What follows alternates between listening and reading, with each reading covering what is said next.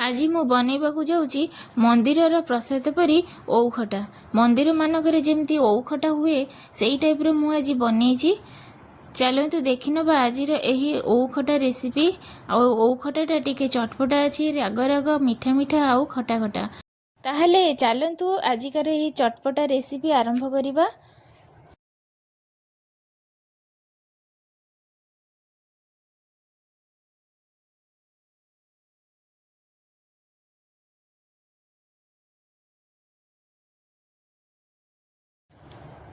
कड़ई रे तेल गरम करने मु रखी तेलटा गरम हो गलानी। से मु दे दूची सोरिष आ कंचा लंका, तापर देदेली अदा अदा मुझे ग्रेटर रे कोरिकी टिके नहीं जाइली। तापर दे दूची भूसंग पत्र, एसबू को देकी टिके मु तड़का लगेदेली। भल भाव छुंकटा लगे दूची। मु आग छुंकटा दे दूची। से देदेवी मुझे ओउ ओउ ये मोर टिके नरम अच्छी पूरा कषी ओउटा, से मुझे छेचुनी। आपण मानक जदि ओटा टाण लगे ताहले ओटा को भल भाव छेचिदेवे। छेची सारिकी जदि छेची न पारे ताहले टिके प्रेसर रे टिके सीटी देदेवे। तापर जाकि सेटा को कषिबे।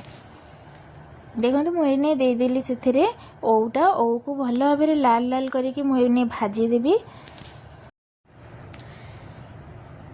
ओटा को टिके भल भाव मुझे टिके भाजी सारा परे सेथिरु टिके पानी छाड़ीगला ओरु मु तापरे दे दूची एठी लुण हलदी पाउडर आ लंका पाउडर एसबू को देकी मु पुणी कषी देउची टिके जेमती टिके आउ टिके पूरा लाल हो जिवो मसलाटा ओ सहित भल भाव मिसी जिवो। लाल हो गलानी एथर सेथिरे दे देबा आमे गुड़। गुड़ को एठी आपण जति मीठा खाइबा कथा देबे, जदि गुड़ नाही ताले चीनी दे देबे। चीनी रो टेस्ट भी बहुत भल लगे खाइबा पे। मु एठी गुड़ दे दूची। गुड़ को मुझे मो मीठा अनुसार नहीं आपणकर हिसाब से जी आप मीठा खाती से हिसाब से नहीं जी गुड़ को। एठी गुड़टा को प्रथमे मु देकी पाग करी जमती आम गुड़ पाग करूँ सेमती मुझे पूरा लो फ्लेम करिकी गुड़टा को पाग करी। आउ अल्प टिके पानी देवी कहीं गुड़टा लगिज। प्रथमे एठी ओउ सहित गुड़ को भल भाव पाग करिकी मिसई दबा। गुड़टा एठी मेल्ट हो गलानी। सेठी टिके पानी देदेबा। पानी देकी टिके आउ अल्प टिके पाग करनबा। आउ पाग हो गले आपण जानिबे केमती एठी अठा करिवार नाही। आमर खाली पाग करिवार अछि जेमती गुड़र स्मेलटा टिके जीवा पई। आउ सेटा टिके 2-3 मिनिट फुटी जिवो भल भाबरे। ताले आपण जानि परिबे सेतेबेले गुड़र स्मेल टिके कमी जाइथिबो। आउ से टिके बहलिया बहलिया हेई आसीबो सेतेबेले जानिबे जे गुड़र पाग हो गलानी। आउ एठी गोटे मु मेन जिंस दउची जोटा मंदिर रे यूज करा जाय सेटा होची नडिया कोरा। मु एठी नडिया को भल भाबरे कोरी नेछि। एटा तो मु कोरोनी रे कोरीनी, एटा मु ग्रेटर रे ग्रेट करी नेथिली।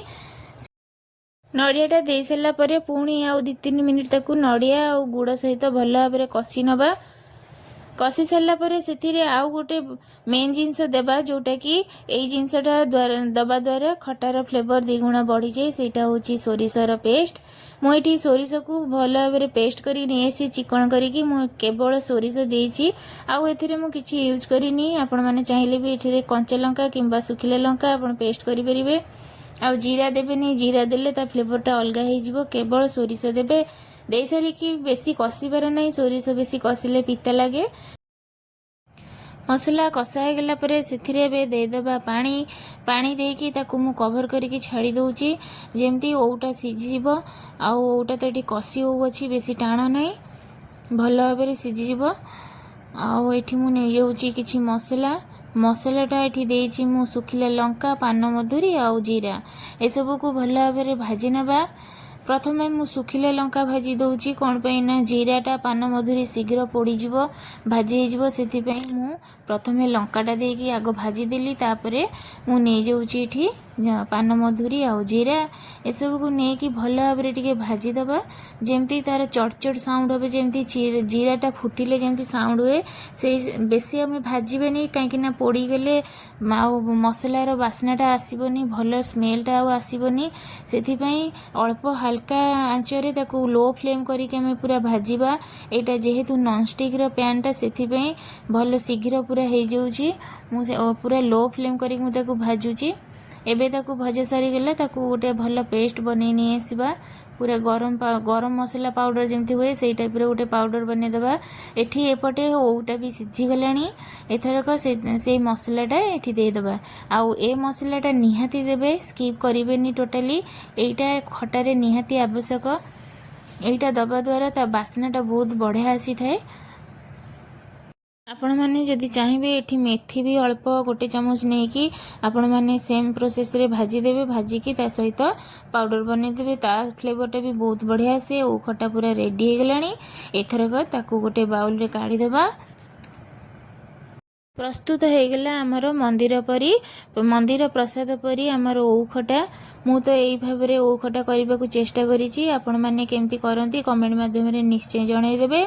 आउ जदि आपण मानक आजिकार वीडियो भल लगुए ताले छोट लाइक निश्चय करदे। आउ सांग मानक पाखक वीडियोटी शेयर करदे। आउ मो पई छोट सब्सक्राइब निश्चय